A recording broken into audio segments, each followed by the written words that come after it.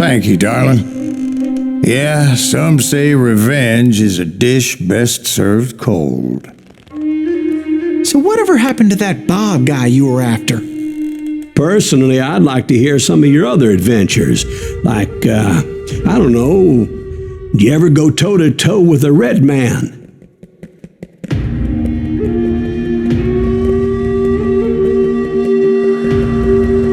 Yes, I did, Ben.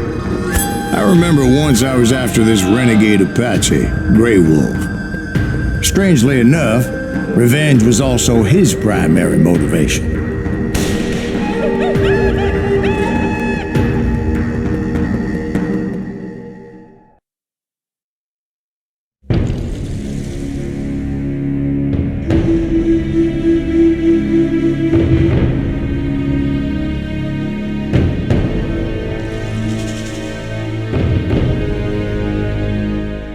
A bounty was put on Grey Wolf's head, and that's how I came to hunt him in the mountains. Mountains so high they tickled the nether regions of heaven.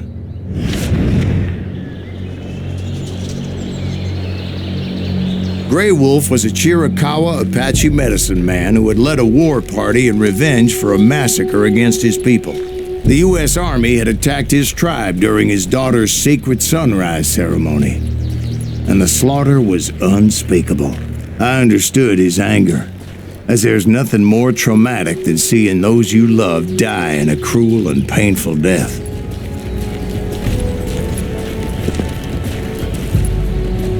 Right from the beginning, I couldn't shake the feeling that Grey Wolf was watching my every move. He led a band of young Apache warriors who wanted retribution and were more than willing to die for him.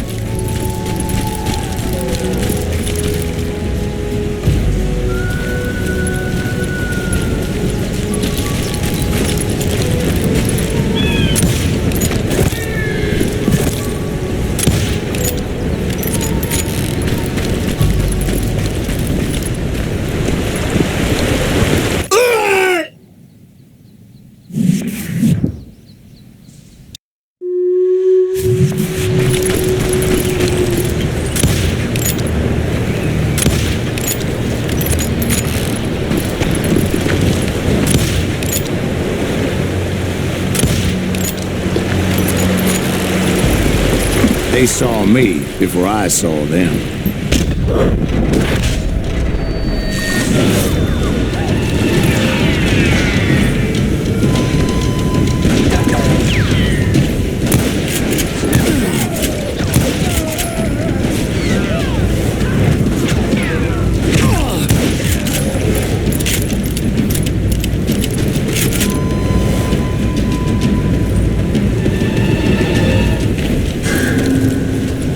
And it crossed my mind that maybe this wasn't such a good idea. But now that the shooting had started, there was no backing down.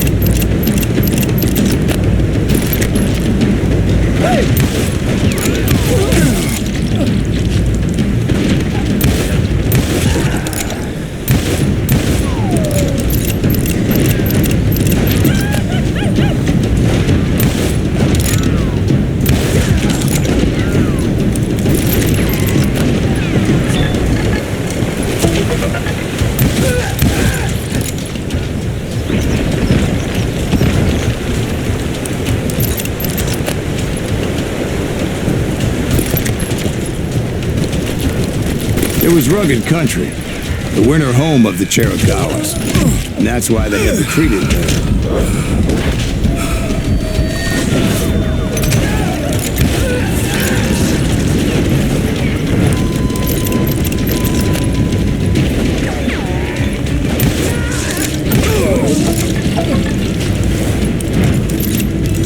I admit to having some regrets about going after them the way I did. But then again, I got a lot of those.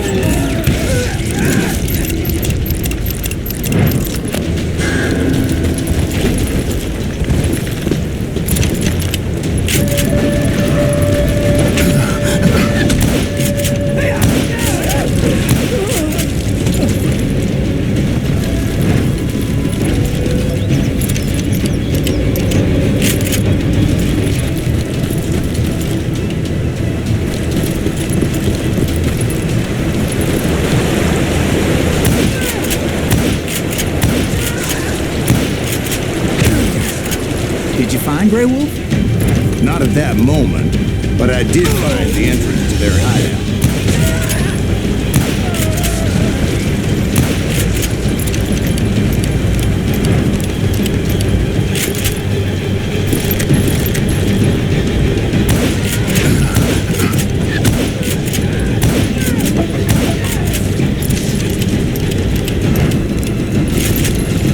A deep crevice that led to a deeper cave. Don't tell me you went in there. Yeah, but it's not out of bravery so much as pure, angry cussedness.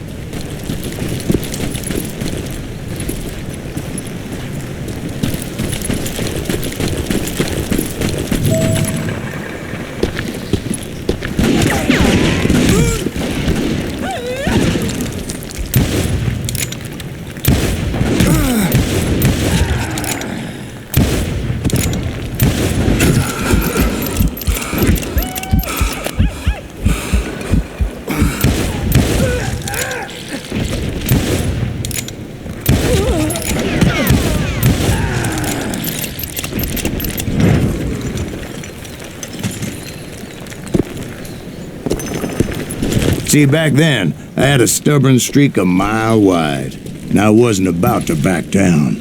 So it was like pitch black in there? Actually, it was pretty well lit, as they had torches on the walls.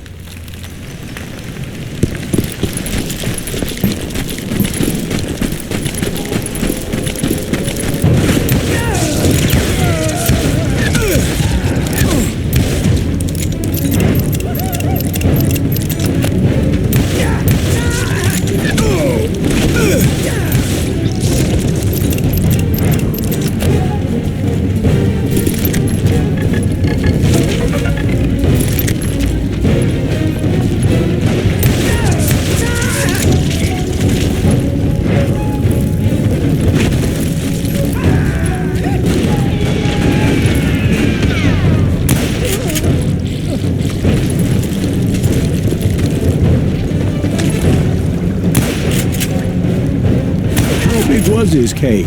Big as hell, Ben. Chiricahua had hid out there during the Indian Wars.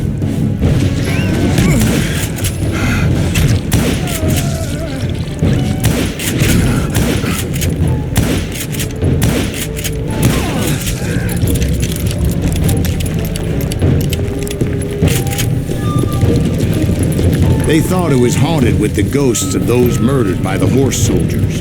The cave was haunted with dead Indian ghosts? To be honest, I was more concerned with the live ones than the dead ones.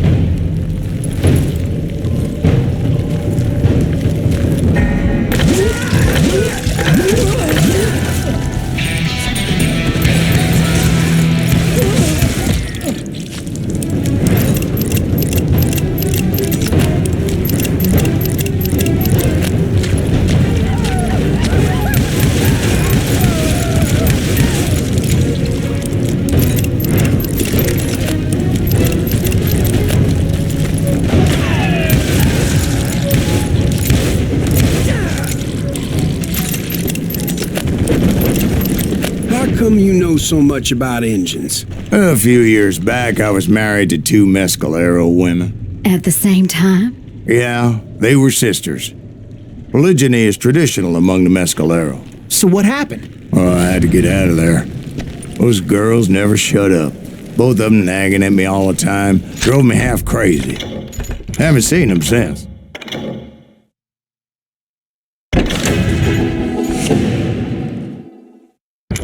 No, I mean, what happened with Grey Wolf? Oh, well, I pursued him into the cave of death.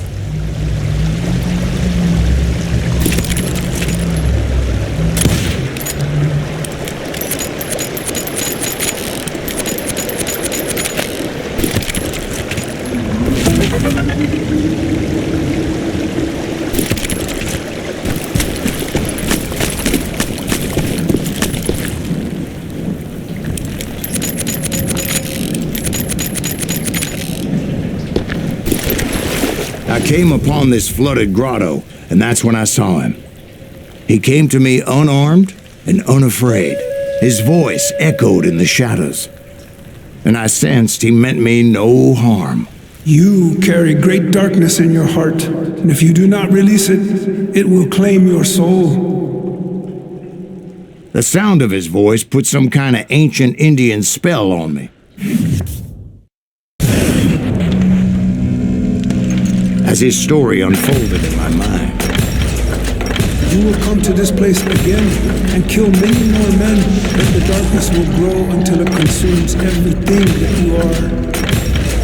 The soul would have no rainbow if the eye had no tears. He said I was a great warrior, a coyote man, unequaled by any other pale-faced warrior, or something like that. The snakes will bite shadows of your past until a venom poisons your heart, and an echo of the song of the dead summons the spirits deep from within the mountains. I didn't quite get what he was saying, but there was definitely snakes. And indeed, his warriors surrounded me and attacked me like hungry wolverines. They couldn't stop me, though, and Grey Wolf wasn't in the mood for idle talk.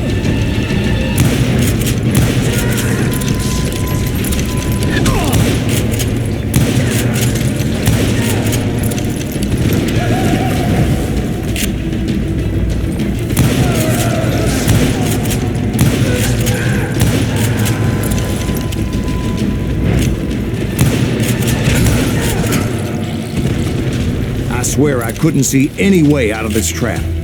But suddenly, one just appeared. Kind of like a miracle.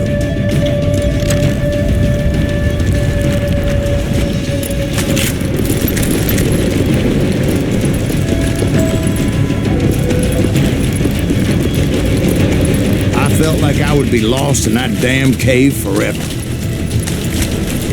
Finally, I found myself back outside, perched on the edge of a precipice overlooking a thundering whitewater river. To get where I was going required several leaps of faith, but no way in hell I was turning back.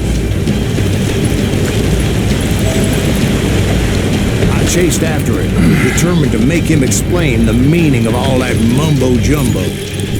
Mumbo-jumbo's right. Are you making this all up as you go?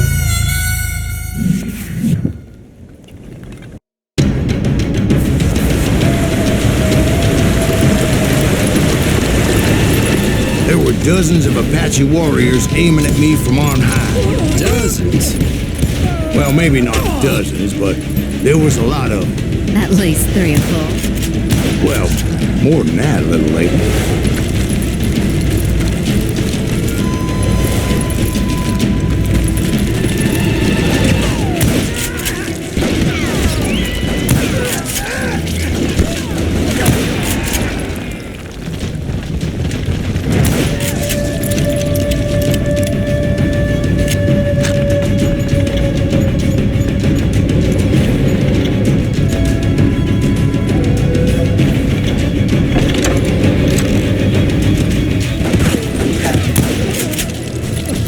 A steep climb up creek ahead of me and scrambled up those rocks like a mountain goat.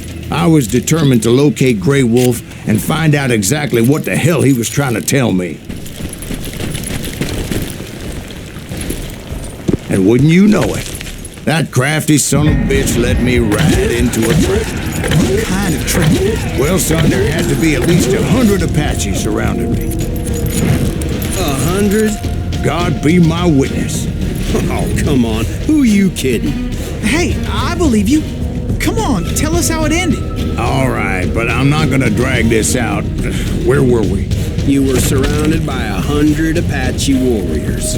Well, I didn't take the time to count them exactly, but there were a lot of them.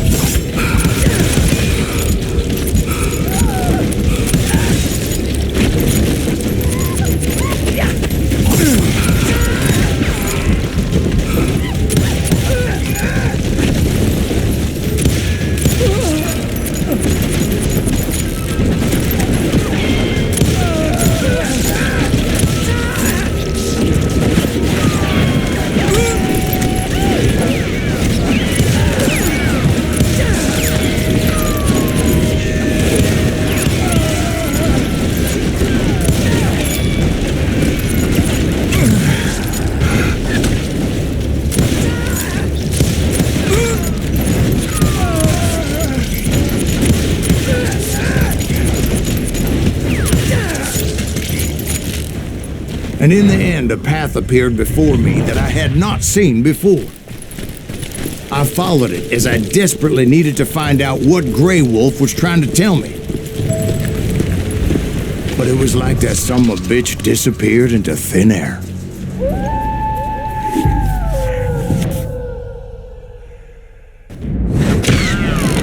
Never did find him. And never did collect my goddamn bounty.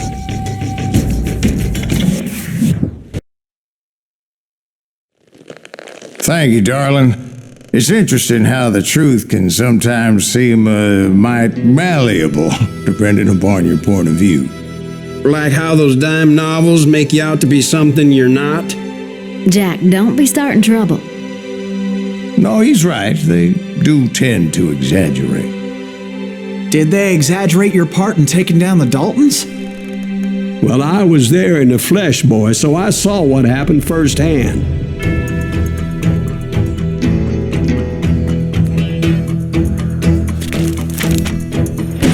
Those Daltons were lawmen once, before they all went bad, robbing banks and trains clear across the territory.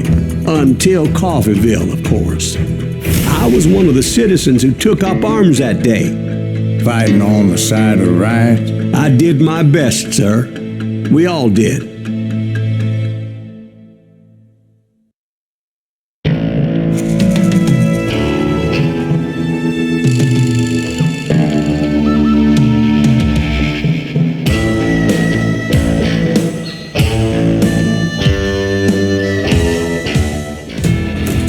It was early morning. One of my friends was a local gunsmith, and he handed out firearms to anybody who'd take one. You see, the Daltons got it in their heads to rob 2 banks at the same time. 2 banks on the same damn street. Story was Bob Dalton's girl was always writing about how he had no ambition. Oh, you're nobody next to Jesse James, she'd say. Finally, the bastard took his brothers to Coffeeville just to shut her up. Right, it's always the woman's fault.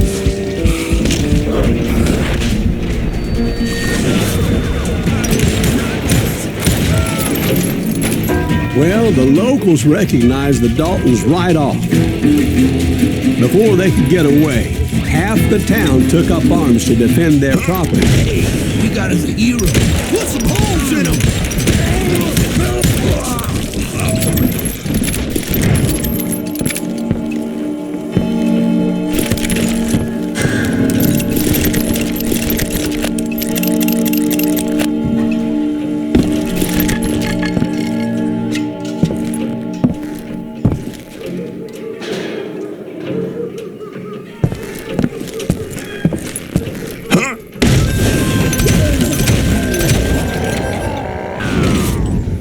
The brothers paid dearly for their stupidity, but everybody knows they had it coming. There's more to it than that. I read all about that day, so I know for a fact that it went down very differently. First of all, it was high noon. A posse of U.S. deputy marshals were on the rooftop across the street.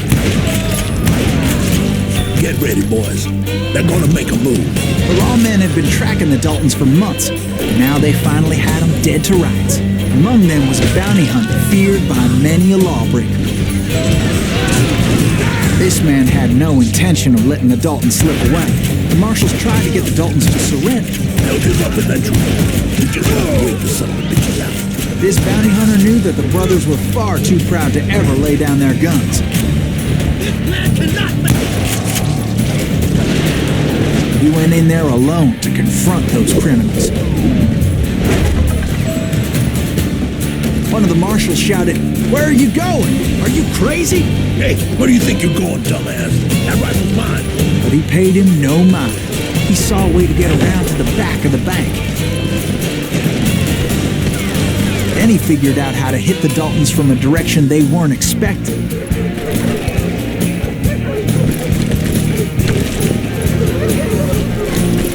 From above. Fortunately, a water tower was right there.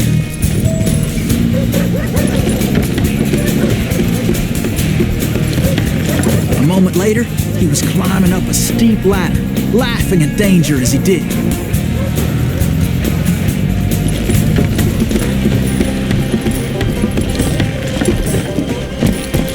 It was brave men like him who risked their lives to tame this wild country.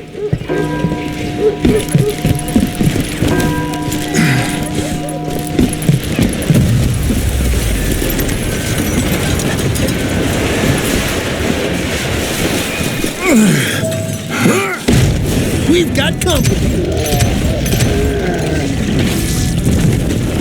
Heroic men like him, who did what other men couldn't or wouldn't to make this country free. Like Jim Bowie and Davy Crockett, who died defending the Alamo. Is that Silas Greaves? Son of a bitch!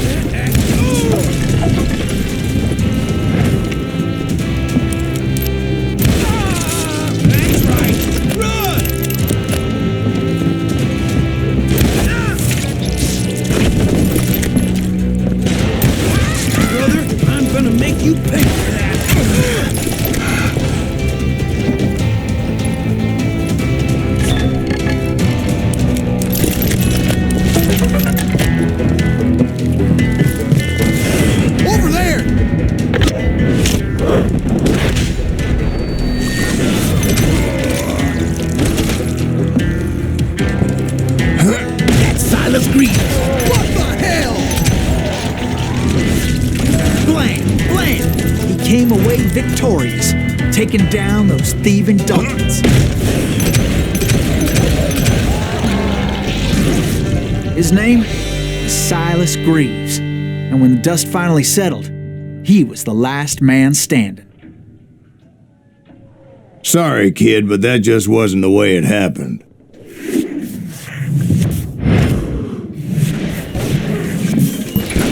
It was early evening, not high noon. Daltons blew up a safe, and were all set to hightail it out of there.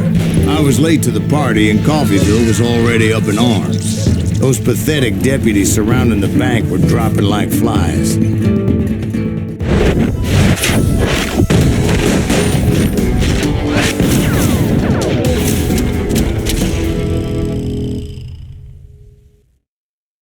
I'd been tracking those jokers for months, waiting for them to do something reckless. And finally, they did. Those stupid bastards decided to rob two banks at the same time in the same town where everybody knew them. But they still had friends in Coffeeville.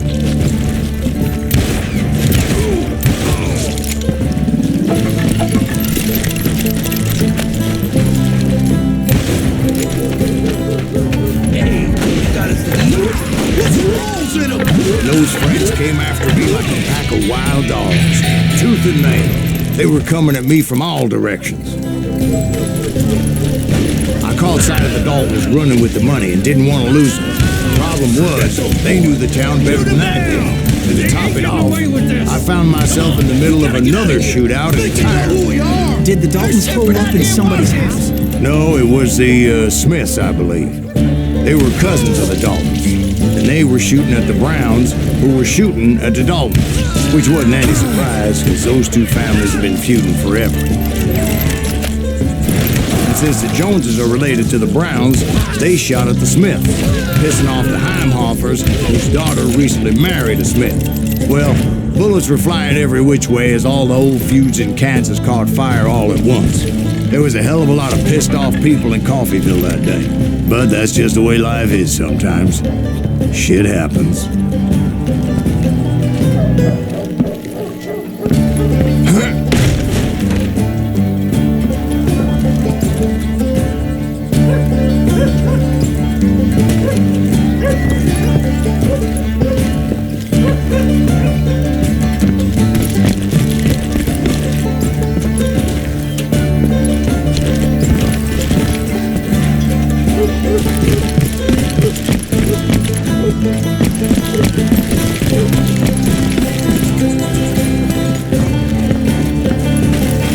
The Dalton boys knew I would never give up.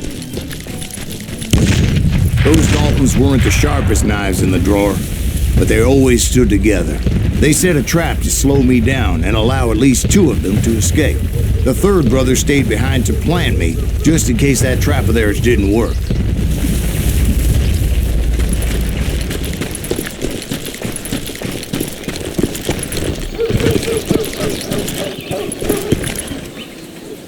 It was Emmett, the youngest, and he decided to stand his ground and face me down.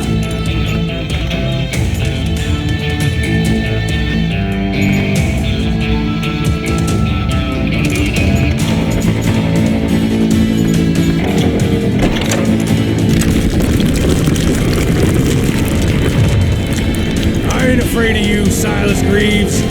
This is where it ends for you. He was determined to protect his brothers. I understood how he felt. Taking me on all by his lonesome wasn't exactly a recipe for a long life.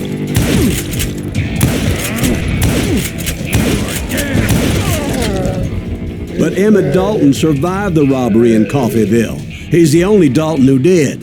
They say he was shot 23 times. Well, Dwight, who do you think put all those damn holes in him?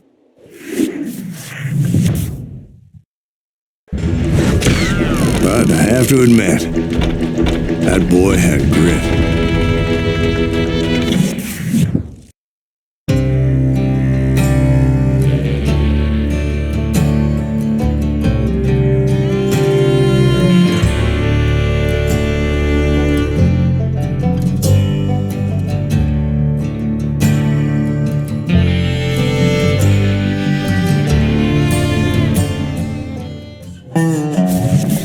We'll get those suckers! It took me a couple of days to track the Daltons down. They can't get away with this! And in that time, a whole posse of local vigilantes offered to lend a hand. We'll track them to the ends of the earth. They seemed as determined as me to find those outlaws. But as we headed into those swamps, it was like I had my own private army. There was no way those boys were getting away this time.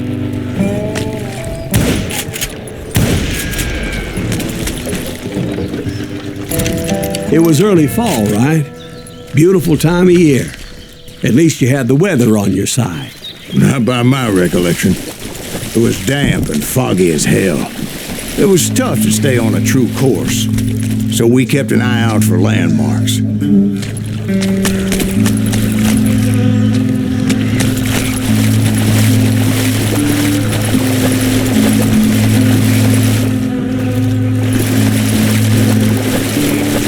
It was autumn. The maple trees were in full color, red as blood.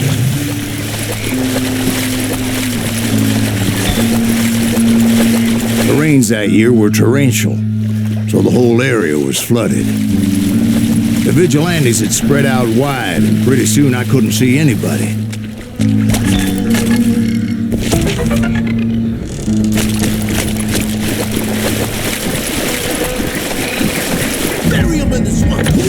Where they stand!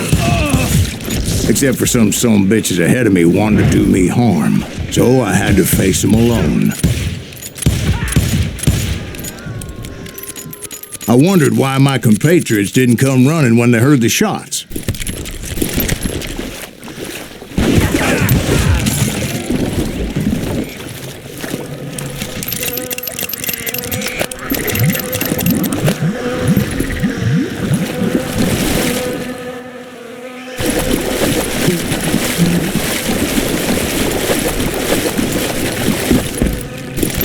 So did you find the Daltons? Not yet, but I did have the questionable pleasure of meeting a few of their friends.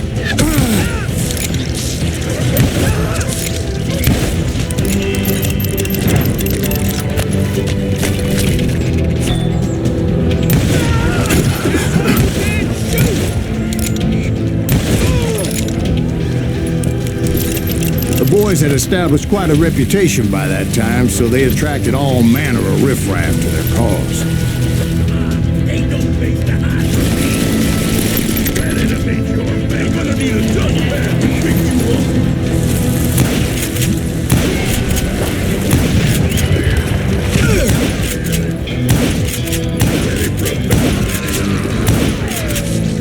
Put that back on down.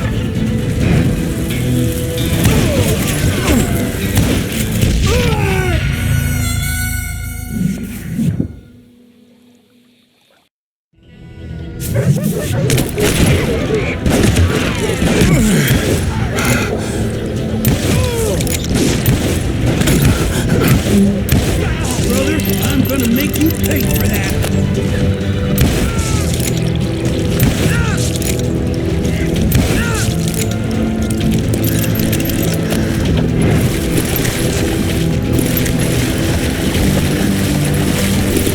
Calm down the thunder.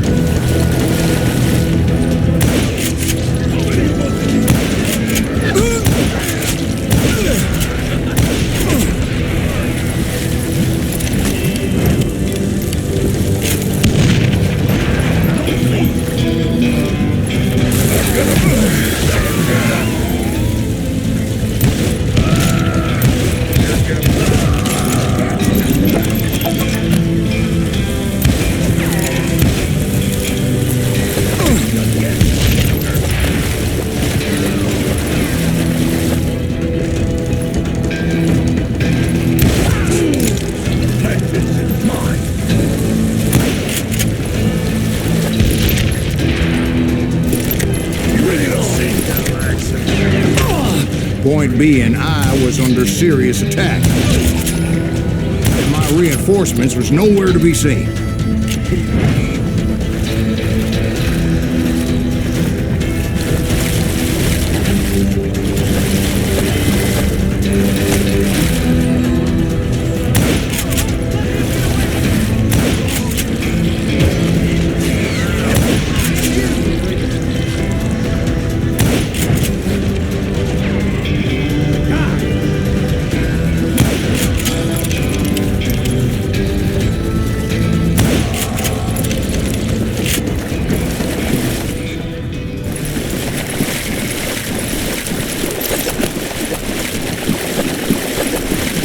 But luckily, a barn materialized as if right before my eyes.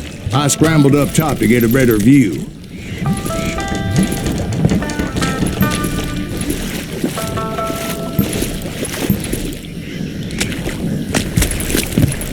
But just ended up falling inside. So, how did you get out? The barn doors was open. About right then, I saw some suspicious characters running through the bushes. Of course, I followed them. But that goddamn swamp was like a goddamn maze, and pretty soon I had no goddamn idea where I was. Steve? So I just started walking, and pretty soon... Steve? Steve! Huh? Oh, no, I'm listening. Indians surrounded me from all sides.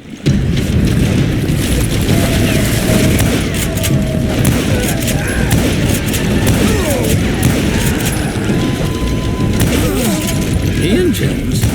They were Indians? No. I just wanted to make sure Steve was paying attention. Now, where was I? You were following the Daltons through a swamp? That's right. See, Steve? Dwight's paying attention. No, I'm listening. I was just resting my eyes. So, where was I? The Daltons. Right. See, there's a reason so many outlaw gangs are made up of brothers. Being a brother is a very sacred thing. It's a bond like no other. So did you ever find the damn Daltons? Not yet, but I did find a few of their cousins. You Kansans breed like rabbits. More Smiths or Heimhoffers or who knows what. But hell, what's more important than family? I'll bet Ben knows what I'm talking about.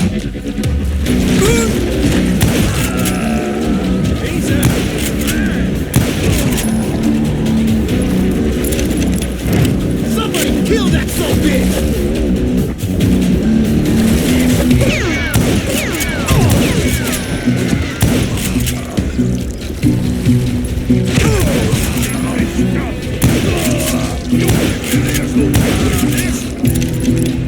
Shoot, I dare you!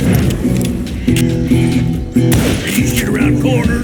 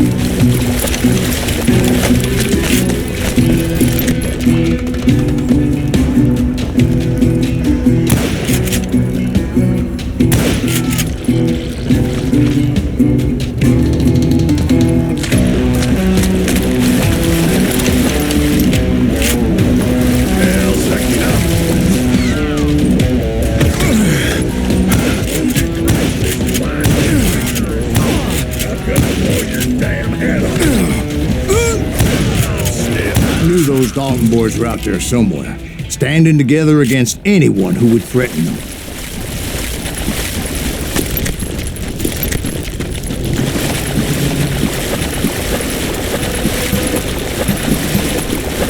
And that's when I saw it. A goddamn steamboat. A steamboat? In a swamp? Yeah, Steve, but this wasn't much more than a wreck, really. But how'd a damn steamboat end up in the swamps?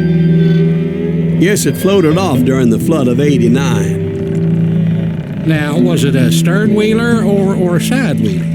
What? Does that really make a difference, Steve? It was a steamboat with a goddamn army on board.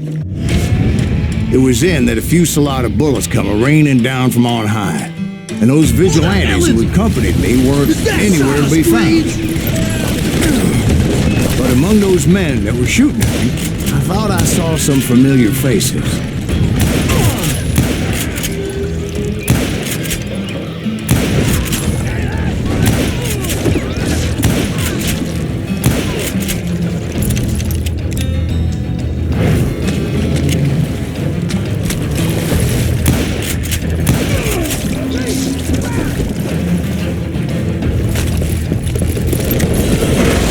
Somewhere up there, the Daltons were waiting on me.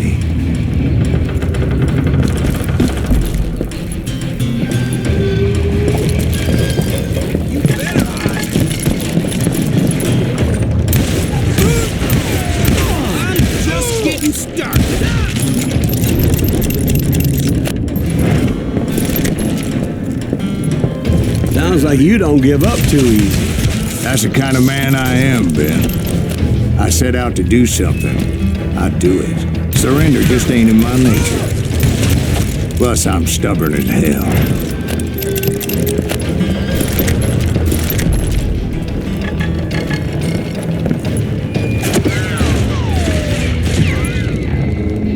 You can't hide from me!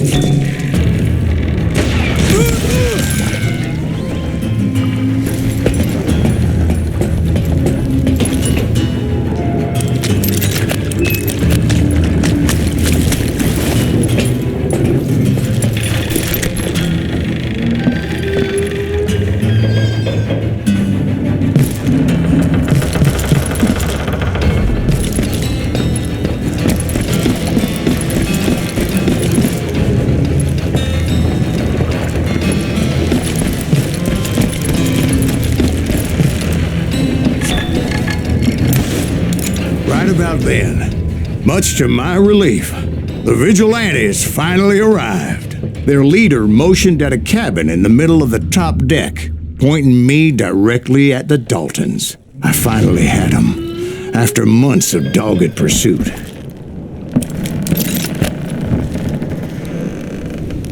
But it turned out that they had me. Take him out! I'm sending you to hell!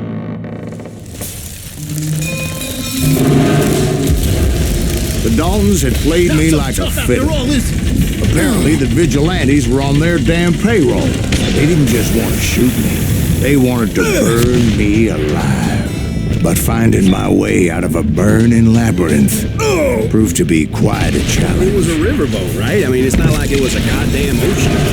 Well, yeah, but I was in a Did you fight. hear about that ship that's gonna launch next year? Largest one in the world. We're talking about the Titanic. If you ask me, it's too blessed good. I don't think it'll even float. So anyway... Don't be stupid, Steve. They know what they're doing. They say that the Titanic is unsinkable. Oh, God. But getting back to that steamboat, how'd you get off it, Mr. Greaves? I took in a lot of smoke that day, so I admit my recollection might be a bit hazy. But somehow I managed to finally disembark. I was coughing up smoke and pretty damn pissed. I was done playing games with those boys. It was time to settle this once and for all.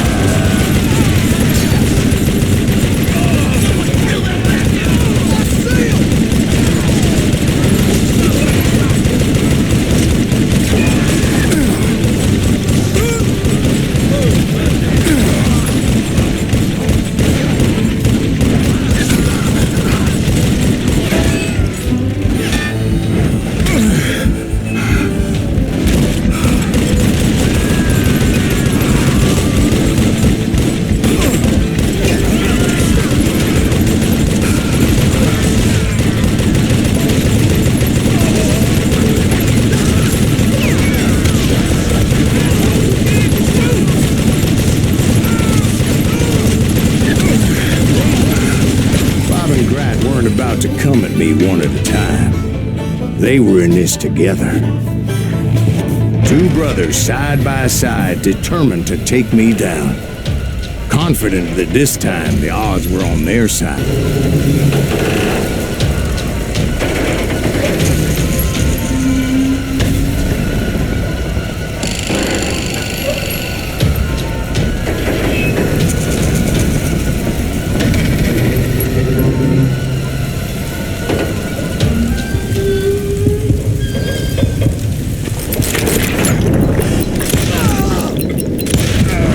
They got it wrong. A sad end for those two. If they'd only known that Emmett was still alive despite his wounds. Paroled 14 years later, he moved to California and sold real estate and lived off the legend of that fateful day. And the tragic death of his two brothers.